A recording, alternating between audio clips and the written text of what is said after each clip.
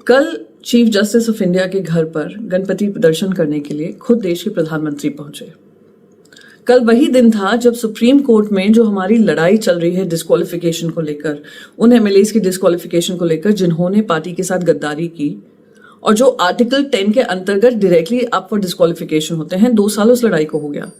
Supreme court ने जब निर्णय लिया था उसकी जिम्मेदारी स्पीकर ऑफ महाराष्ट्र असेंबली को दी थी, पर वो स्पीकर ने भी जो काम किया, उन्होंने अपने पार्टी पक्ष का पहले काम किया rather than as a constitutional post of being a speaker, और किसी का डिस्क्वालिफिकेशन नहीं हुआ जिसको हमने फिर से सुप्रीम कोर्ट में चैलेंज किया। कल उसकी सुनवाई थी पर उसको एडजर्न कर दिया गया। सवाल मन में यही उठा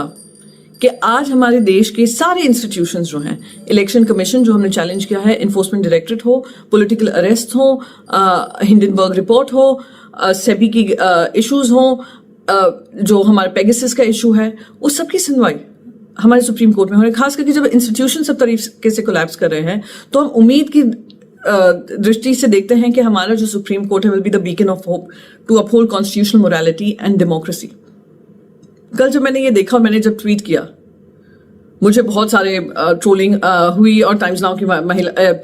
की एक एंकर ने मुझसे कहा कि अरे देखिए बीजेपी आप पे ये आरोप लगा रही है कि आपको गणपति दर्शन से दिक्कत है। अरे मैडम,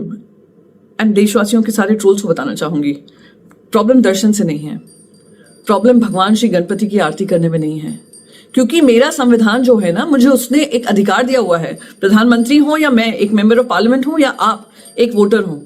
कि I can practise my religion the way I want, I can take pride in my religion, it is my personal right. पर मेरे इसी संविधान ने मुझे एक चीज जरूर सिखाई कि प्रजातंत्र और संविधान को अपहोल्ड करने के लिए सारे जो 3 इंस्टीट्यूशंस होते हैं, they have to be working independently of each other. और कल जो पिक्चर सामने आई उसको देखकर कहीं ना कहीं लगा कि जिस चीज को प्राथमिकता मिलनी चाहिए देश के संविधान को,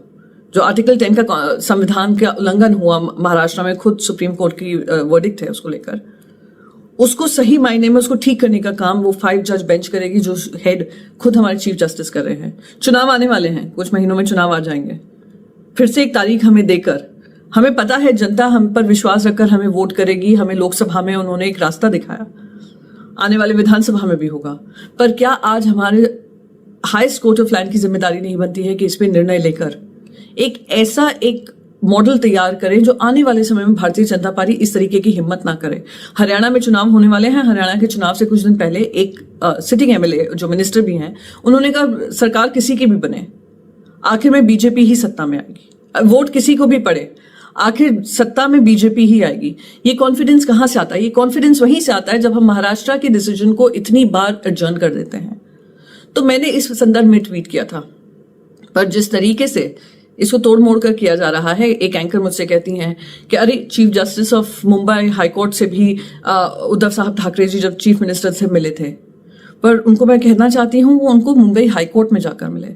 वो किस बैकड्रॉप में जाकर मिले थे? जब उस समय पर कोविड की कहर थी और वैक्सीनेशन की बात चल रही थी। वो मीटिंग ऑलरेडी होनी थी कि हम अपनी लीगल फ्रेटर्निटी को कैसे सेफ रखें।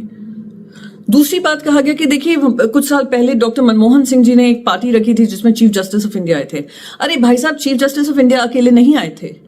आईएफएस ऑफिसर्स आए थे, आईएएस ऑफिसर्स आए थे, ऑल पार्टी डेलीगेशंस भी आए थे, L K Advani ji as member of the opposition भी आए थे, और बहुत सारी पॉलिटिकल पार्टीज जो ऑपोजिशन में हो या सरकार में हो, अलायंस में हो, वो सब वहां पर थी।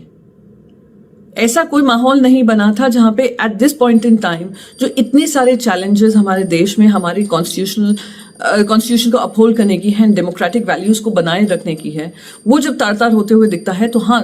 तकलीफ होती है। इसलिए as a member of parliament secondary, but as a citizen of India, मेरे मन में यही सवाल था कि जब आपको इससे फुर्सत मिल जाए, मैं उम्मीद करती हूँ कि देश के जो चीफ जस्टिस ऑफ इंडिया हैं वो इसको प्राथमिकता देंगे कि आने वाले समय में महाराष्ट्र जैसी स्थिति किसी और राज्य में ना हो, जहां पैसे के बल पे, जहां पे सत्ता के बल पे, जहां पे कॉन्स्टिट्यूशन को तोड़ मोड़ कर एक सरकार बनाई गई और अब तक कायम है, वो फिर से किसी और राज्य में रिपीट ना हो, वरना आवर वोट बिकम्स इनवैलिड। जय हिंद, जय महाराष्ट्र।